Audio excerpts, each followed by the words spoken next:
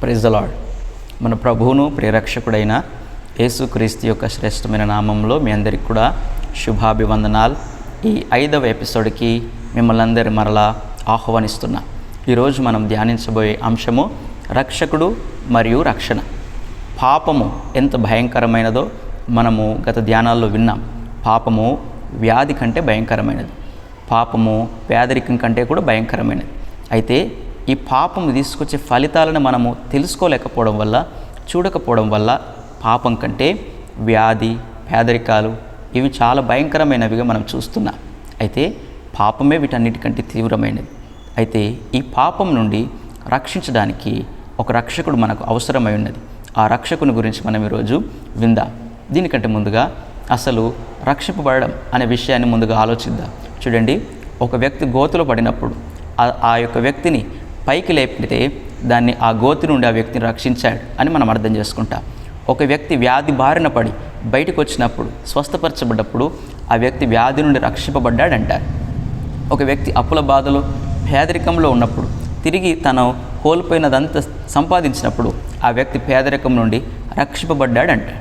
అయితే పాపం నుండి రక్షింపబడడం అనేది చాలామంది గ్రహించలేకపోతున్నారు. కారణము, పాపము ఎంత తీవ్రమైన పర్యవసనాలు తీసుకొస్తుందో మానవుడు గ్రహించలేకపోతున్నాడు. ఇది మన జీవితంలో మనం ఎదుర్కొనే ప్రతి గందరగోళం, మళ్ళీ వినండి, మన జీవితంలో మనం ఎదుర్కొనే ప్రతి గందరగోళానికి కారణము పాపమే. ఈ పాపము నుండి విడిపించే వ్యక్తి మనకు కావాలి. అయితే దేవుడు ఆదాము హవ్వలు చేసిన పొరపాటును బట్టి వారిని శిక్షించడానికంటే ముందుగా వారిపైన కనికరాన్ని, ప్రేమను కలిగి ఉన్నాడు. వారు పొరపాటు చేశారు, తప్పు చేశారు, దానికి పర్యవసనాలు అనుభవించాల్సిందే. కానీ దాంట్లో నుండి బయటపడడానికి కూడా దేవుడు ముందుగానే ప్రణాళికను కలిగి ఉన్నాడు. ఆదికాండము 3వ అధ్యాయము 15వ వచనాన్ని మనం గమనిస్తే, స్త్రీ సంతానంగా పుట్టిన వ్యక్తి ఆ సర్పం యొక్క తలను త్రొక్కుతాడు. ఆ సర్పము అతని యొక్క మడిమిని కాటవేస్తుందని దేవుని వాక్యం మనకు బోధిస్తుంది. అనగా ఆ సాతాను యొక్క అధికారాన్ని ఆయన తీసివేయడానికి వస్తాడు. ఆయన రక్షకుడు. దాన్ని మనము క్రొత్త నిబంధనలో చూడగలుగుతాం. చూడండి, క్రొత్త నిబంధన ఒక వాగ్దానంతో ప్రారంభమవుతుంది. ఆ వాగ్దానము మత్తయి సువార్త 1వ అధ్యాయము 21వ వచనంలో రాయబడ్డది. ఆమె ఒక కుమారుని కనును, తన ప్రజలను వారి పాపముల నుండి ఆయనే రక్షించును గనుక ఆయనకు యేసు అను పేరు పెట్టుదువనెను. యేసు అనే మాటకు అర్థము రక్షకుడు అని అర్థం. యేసు అనగా రక్షకుడు. ఈ రక్షకుడు వచ్చి తన ప్రజలను దేంట్లో నుంచి రక్షించడానికి వస్తాడు? ఆయన వారి పాపాల నుండి రక్షించడానికి వస్తాడు. వారి పతనమైపోయిన జీవితాల నుండి రక్షించడానికి వస్తాడు అని దేవుని వాక్యం మనకు చాలా స్పష్టంగా బోధిస్తుంది. క్రొత్త నిబంధన ప్రారంభమే పాపము నుండి రక్షింపబడుట, పాపాల నుంచి విడిపించబడుట. కాబట్టి దేవుడు అత్యంత తీవ్రమైన సమస్యను పరిష్కరించడానికి ఈ లోకంలోకి రావాల్సి వచ్చింది. మన జీవితంలో మనకు కనబడుతున్న చాలా పరిస్థితులే తీవ్రమైనవి, అవి ఎంతో నష్టాన్ని తీసుకొచ్చేవి అనుకుంటున్నాం. కానీ వాటికంటే భయంకరమైనది మనలో దాగి ఉండిపోయిన పాపం. కాబట్టి యేసు దాని పరిష్కారాన్ని వెతకడానికి వచ్చాడు. యేసు దానికి పరిష్కారంగా ఈ లోకంలోనికి వచ్చాడు. కాబట్టి ఆయన గురించి మనం కొన్ని విషయాలు జ్ఞాపకం చేసుకుందాం. దానికంటే ముందుగా ఈ రక్షణ అనే విషయాన్ని కొద్దిసేపు మనము ఆలోచిద్దాం. ఏదైనా ఒక దేశంలో, ఏదైనా ఒక ప్రాంతంలో ప్రతి ప్రభుత్వం కూడా కొన్ని రూల్స్ అండ్ రెగ్యులేషన్స్ పెడుతుంది.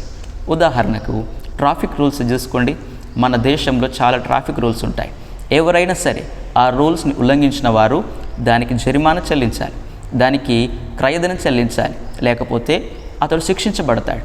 అతడు ఎంత పెద్ద వ్యక్తి అయినా సరే, ఈ మన దేశంలో కావచ్చు, ఇంకా ఏ ఇతర దేశాల్లోనైనా సరే, ఆ వ్యక్తి ఎంత పెద్ద హోదాలో ఉన్నా ప్రభుత్వము నిర్ణయించిన ఆ ఆజ్ఞను మీరినప్పుడు ఆ వ్యక్తి శిక్షకు పాత్రుడు. చూడండి, ఒక మనుషుడు తాను నియమించుకున్న నియమాలకే ఇంత కట్టుదిట్టంగా, ఇంత క్రమంగా వాటిని ఆచరిస్తే దేవుడు నియమించిన నియమాలు ఇంకెంత కఠినము కదా. అందుకే రోమపత్రిక 6:23లో దేవుని వాక్యం సెలవిస్తుంది, పాపానికి వచ్చు జీతము మరణము, అయితే క్రీస్తు యేసునందలి దేవుని కృపావరము నిత్య జీవము అని రాస్తున్నాడు. చూడండి, పాపం చేసిన ప్రతి వ్యక్తి మరణించాలి అనేది దేవుని యొక్క ఆజ్ఞ. పాపము లేదా ఆజ్ఞను అతిక్రమించిన వాడు మరణానికి పాత్రుడు. ఇప్పుడు ఆలోచించండి, ప్రతి మనిషి దేవుని ఎదుట పాపులుగా కనబడుతున్నప్పుడు ప్రతి మనిషి దేనికి పాత్రుడు? మరణానికే పాత్రుడు. ప్రతి మనిషి మరణిస్తే ఈ సృష్టి ఏమైనా అసలు ఉంటుందంటారా? ఉండదు. అయితే దేవుడే కనికరపడి మానవుల పైన ఆయన దయ తలిచి ఇంకొక ప్రణాళికను రచించాడు. అదే రక్షణ కార్యం. ఆయన తన ప్రియకుమారుని పంపడం. దీన్ని మనము అర్థం చేసుకోవడానికి ఒక ఉదాహరణను ఆలోచిద్దాం. ఒక తండ్రి, ఒక కుమారుడు. ఈ కథ మీరు బాగా విన్న కథనే. మరొకసారి మనం దాన్ని ధ్యానిద్దాం. ఒక తండ్రి ఆయన ఒక కుమారునికి ఒక కారును బహుమానంగా ఇచ్చాడు. అయితే ఆ యొక్క కుమారుడు చాలా ర్యాష్ డ్రైవింగ్ చేసి ఎవరికో అది యాక్సిడెంట్ చేశాడు. దానివల్ల చాలా నష్టం వచ్చింది. ఆ యొక్క కుమారుని కోర్టుకు తీసుకొచ్చి దోషిగా అక్కడ నిలబెట్టారు. అయితే ఆ కుమారునికి తీర్పు తీర్చాల్సిన వ్యక్తి ఎవరు అంటే ఆ తండ్రి గారే. ఆ తండ్రి ఒక జడ్జిగా ఉన్నాడు, న్యాయాధిపతిగా ఉన్నాడు. ఇప్పుడు చెప్పండి, మీరు ఆలోచించండి. ఒక తండ్రి ఇప్పుడు ఏం చేస్తాడంటారు? ఆ యొక్క కుమారుని తప్పిస్తాడంటారా? లేదా న్యాయవంతంగా ఆ యొక్క కుమారుడు చేసిన పొరపాటుకు శిక్ష విధిస్తాడంటారా? ఒక నిజమైన లేదా తన వృత్తికి న్యాయం చేసే న్యాయాధిపతి అయితే తాను కూర్చున్న ఆ యొక్క స్థానాన్ని బట్టి అతడు ఖచ్చితంగా ఆ యొక్క కుమారుని శిక్షించాల్సిందే. ఎందుకంటే అది న్యాయం. తన కుమారుడని తనకు పక్షపాతాన్ని చూపితే అతడు సరైన న్యాయాధిపతి కాదు. ఒక మానవుడే ఇంత తీవ్రంగా ఆలోచిస్తే దేవుడు మరింత తీవ్రంగా ఆలోచిస్తాడు. అయితే ఆ తండ్రి నిజంగా ఈ కుమారునికి జరిమానా విధించాడు. తను చేసిన పొరపాటుకు శిక్షగా పలానా ఇంత సొమ్ము చెల్లించాలని శిక్ష విధించాడు. అయితే వెంటనే ఇంకో పని కూడా చేశాడు. ఆ స్థానం నుండి దిగిపోయి ఆ యొక్క కుమారుని దగ్గరికి వచ్చాడు. ఆ యొక్క కుమారుని తండ్రిగా, ఇప్పుడు ఆయన న్యాయాధిపతి కాదు, అతడు దిగిన తర్వాత తండ్రిగా తన ప్రేమను వెల్లడిపరిచాడు. ఎలాగంటే కుమారునికి బదులు ఆ వెలనంతా తండ్రే చెల్లించాడు. ఆ డబ్బులన్నీ తండ్రే కట్టాడు. ఇది న్యాయం. అవును, న్యాయాధిపతిగా ఆయన సరైన తీర్పునిచ్చాడు. తండ్రిగా తన కుమారుడి పట్ల తన ప్రేమను కూడా వ్యక్తపరుచుకున్నాడు. యేసు ఇలాగే చేశాడు. దేవుడు ఇలాగే చేశాడు. చూడండి, యోహాను రాసిన సువార్తలో 3వ అధ్యాయము 16వ వచనంలో దేవుని వాక్యం మనకు సెలవిస్తున్న మాట, దేవుడు లోకమును ఎంతో ప్రేమించెను, కాగా తన అద్వితీయ కుమారుని యందు విశ్వాసముంచువాడు నశింపక నిత్య జీవం పొందినట్లు ఆయనను అనుగ్రహించినని దేవుని వాక్యం మనకు బోధిస్తుంది. యేసు ఈ యొక్క లోకంలోనికి రావడానికి గల ముఖ్యమైన కారణము మానవుల చేసిన పొరపాటును సరిచేయడం, మానవులు చేసిన పాపం నుంచి వారిని విడిపించడం. కాబట్టి యేసుని అంగీకరిస్తున్నామంటే మనము పాపాల నుంచి విడుదల పొందడానికి ఇష్టపడుతున్నామని అర్థం. అంతే తప్ప ఇది మనం అనుకుంటున్నట్టుగా ఒక వర్గంలోనో ఒక మతంలోనో చేరడము కానే కాదు. యేసు మన కొరకు తన ప్రాణాన్ని అర్పించడానికి వచ్చాడు. మత్తయి సువార్త 26వ అధ్యాయం 26, 27 వచనాల్లో తన శిష్యులతో ప్రభురాత్రి భోజనంలో యేసుక్రీస్తుల వారు ఒక మాట అంటున్నారు. ఏంటిదంటే, ఇది నా రక్తము, అనగా అనేకుల కొరకు పాప క్షమాపణ నిమిత్తము చిందింపబడుతున్న నిబంధన రక్తం అంటాడు. అనగా మనము చేసిన పొరపాటుకు ఒక ఆయన వెల చెల్లించాల్సిందే. రోమపత్రిక 6వ అధ్యాయము 23వ వచనంలో దేవుని వాక్యం సెలవిస్తుంది, పాపానికి వచ్చు జీతము మరణము, అయితే యేసుక్రీస్తునందలి దేవుని కృపావరము నిత్య జీవం అని దేవుని వాక్యం సెలవిస్తుంది. కాబట్టి మనం చేసిన పొరపాటుకు ఒక ఆయన వెల చెల్లించాల్సి వచ్చింది.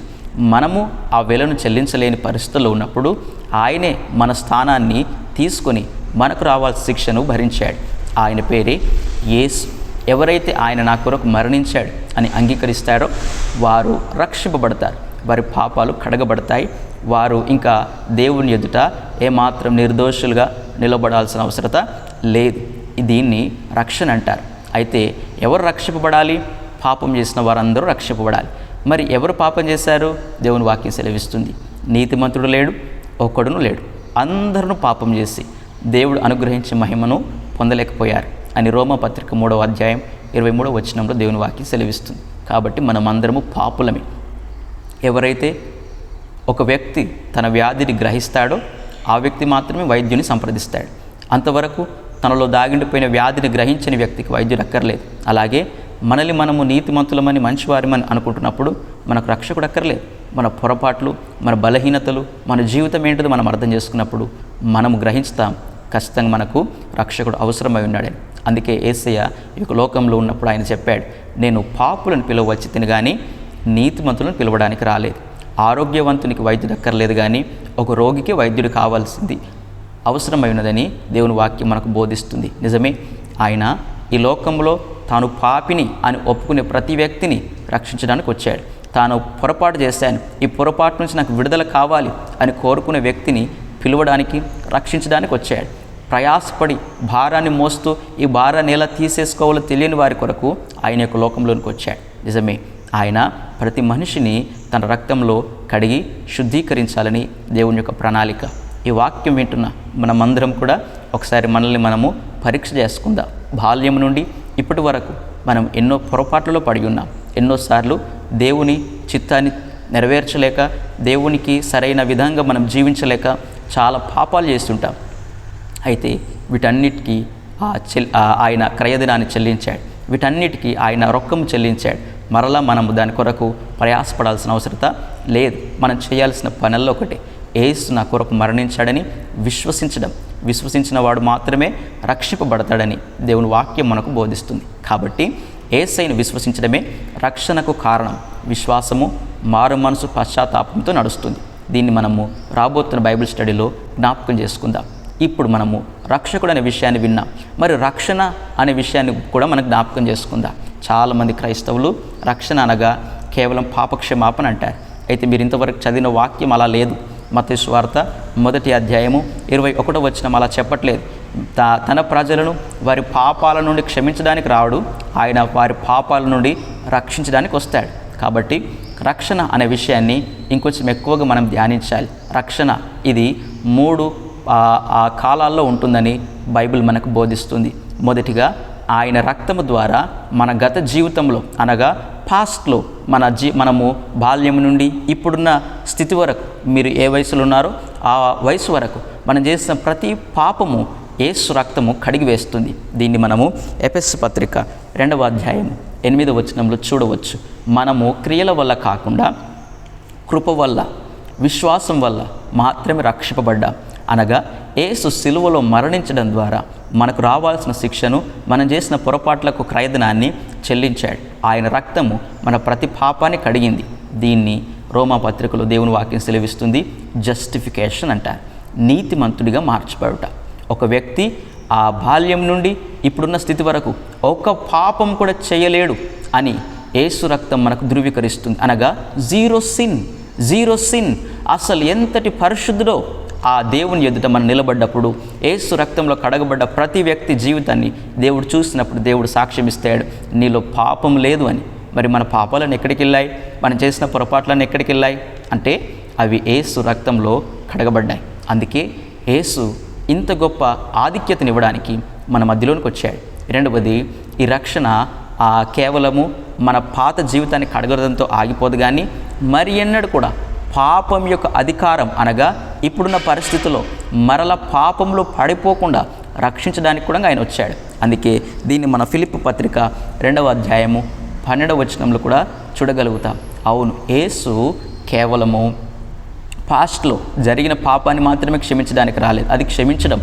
అయితే ఇప్పుడు రక్షించడానికి వచ్చాడు, మరలా పాపంలో పడిపోకుండా ఉండడం. దీన్ని రోమా పత్రిక 6వ అధ్యాయము 14వ వచనంలో దేవుని వాక్యం సెలవిస్తుంది, మీరు కృపకే గాని ధర్మశాస్త్రానికి లోనైన వారు కారు గనక పాపము మీ మీద ప్రభుత్వం చేయదు. ఎవరైతే యేసులో ఉంటారో వారి పైన పాపానికి అధికారము ఉండనే ఉండదు. అనగా మరలా మన పాత జీవితానికి, మరలా మన వ్యసనాలకు మనం లోబడాల్సిన అవసరత లేదు. ఆ పాపం చెబుతున్న మాటను మనం వినాల్సిన అవసరము లేదు. అందులో పడిపోకుండా మనం జాగ్రత్త పడవచ్చు. దీన్ని అంటారు పరిశుద్ధపరచబడుట. దీన్ని పరిశుద్ధపరచబడుట అంటారు. అంటే దినదినము శాంక్టిఫై, మనల్ని మనము పరిశుద్ధంగా కాపాడుకోవడం, ఇది రక్షించడం. దినదినం యేసయ్య మనల్ని రక్షించడానికి వచ్చాడు. ఇది ఎప్పటి వరకు జరగాలి? ఇది జీవితాంతం జరిగే ప్రక్రియ.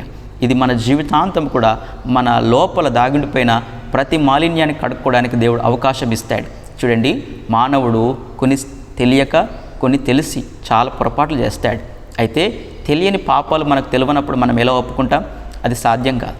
అయితే తెలిసిన పాపాలలో మనం ఏం చేయాలి? నిజాయితీగా ఒప్పుకొని వాటిని విడిచిపెట్టడం నేర్చుకోవాలి. అప్పుడు మనకు కనబడట్లేని, మనం చూడట్లేని చాలా విషయాలను దేవుడు మనకు బయలుపరుస్తాడు.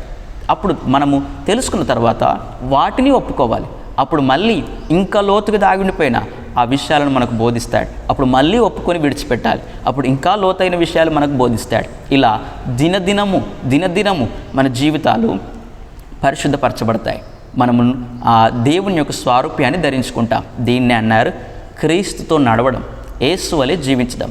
యేసు యొక్క లోకంలో జీవించిన 33.5 సంవత్సరాలు కూడా మానవులు ఎదుర్కొంటున్న ప్రతిశోధనను ఎదుర్కొన్నాడు. కానీ ఆయన పాపం చేయలేదని దేవుని వాక్యం సెలవిస్తుంది. అయితే ఆయన అన్నాడు, మీరు నన్ను వెంబడించండి అన్నాడు. ఆయన మనం ఎదుర్కొనే ప్రతిశోధనను ఎదుర్కొని ఆయన ఎలాగ జయించాడో మనం కూడా అలాగ జయించడానికే మనల్ని పిలిచాడు. ఆదాము ఎలాగైతే ఓడిపోయాడో అలా ఓడిపోకూడదనేది దేవుని యొక్క ఉద్దేశం. అయితే మనకు మాదిరిగా కేవలం చెప్పడంతో ఆయన ఆగిపోలేదు. ఆయన తన జీవితం ద్వారా దాన్ని అంతా కూడా చూయించాడు. ఎవరైతే యేసుని వెంబడిస్తారో వారు కూడా జయ జీవితాన్ని జీవిస్తారు. దీన్ని పరిశుద్ధపరచబడుట అంటారు. ఇది దినదినం జరగాల్సిన ప్రక్రియ. కాబట్టి రక్షణ అంటే మనము బాప్తిస్మం పొందినంత మాత్రాన, మనం ఒకసారి మన పాపాలు ఒప్పుకున్నంత మాత్రాన నేను రక్షింపబడ్డాను, ఇంకా నాకు రక్షణ అవసరం లేదని చెప్పడానికి వీల్లేదు. దినదినము రక్షింపబడాలి. మూడవది, ఇంకా ఇది చివరిది ఏంటిదంటే, ఈ ఒక రోజున దేవుని యొక్క యేసు యొక్క రెండవ రాకడలో మనము ఒక క్రొత్త ఆకాశాన్ని, క్రొత్త భూమిని చూడబోతున్నాం. పాపపు అధికారమే లేని లోకము, అసలు ఆ సాతాను ఆధిపత్యం లేని లోకాన్ని చూడబోతున్నాం. అది నూతన యెరూషలేము పట్టణం అంటారు. దాంట్లోనికి దేవుడు మనల్ని ప్రవేశపెడతాడు. దాన్ని అంటారు మహిమపరచబడడం.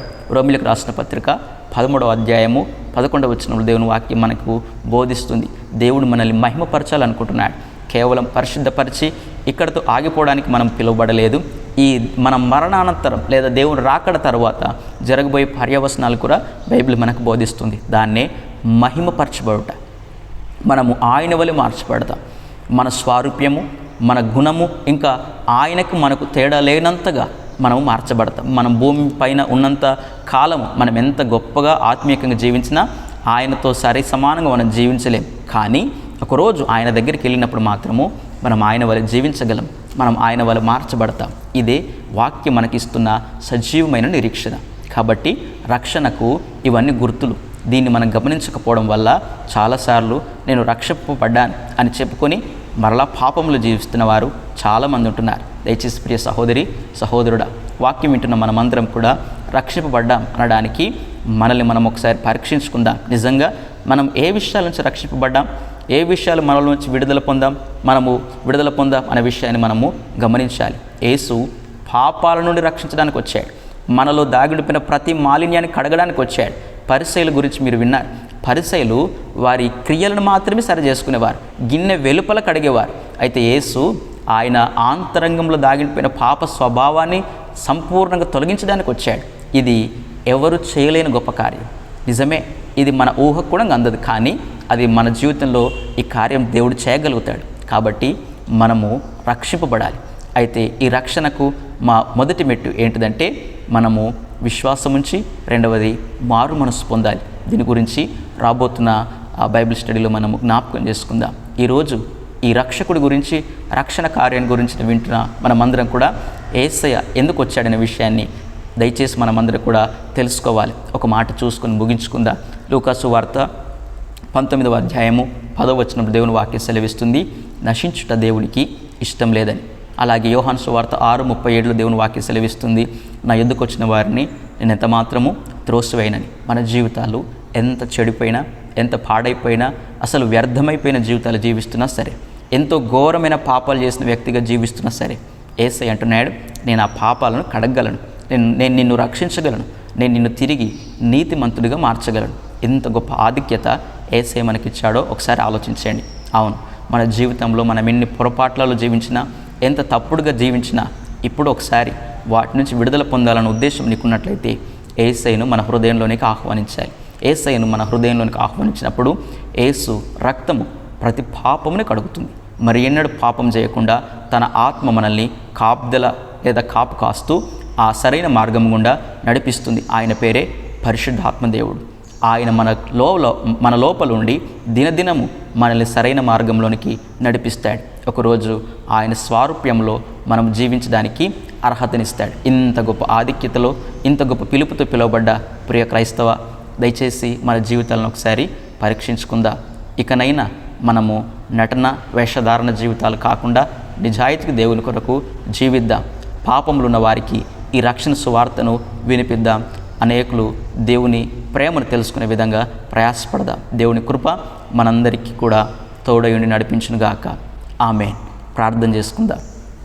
సర్వోన్నతుడా, దయగలిగిన కృపగలిగిన తండ్రి, మీకు వందనాలు, స్తోత్రాలు ప్రభువా. నిజమే, ఏ యోగ్యత ఏ అర్హత లేని మమ్మల్ని మీరు ప్రేమించినందుకు నీకు వందనాలు.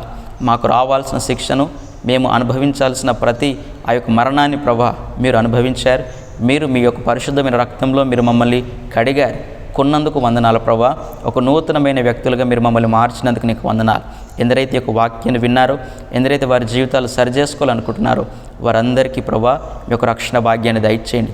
వారి హృదయాల్లో దాగిడిపోయిన ప్రతి మాలిన్యం నుండి విడుదలను దయచేయవలసిందిగా ప్రార్థన. ప్రభువా, మేమందరము నీ యొక్క రాజ్యవ్యాప్తి కొరకు ప్రయాసపడగలిగే భాగ్యాన్ని అందరికీ దయచేయమని యేసుక్రీస్తు నామములో అడిగి వేడుకుంటున్నాం తండ్రి.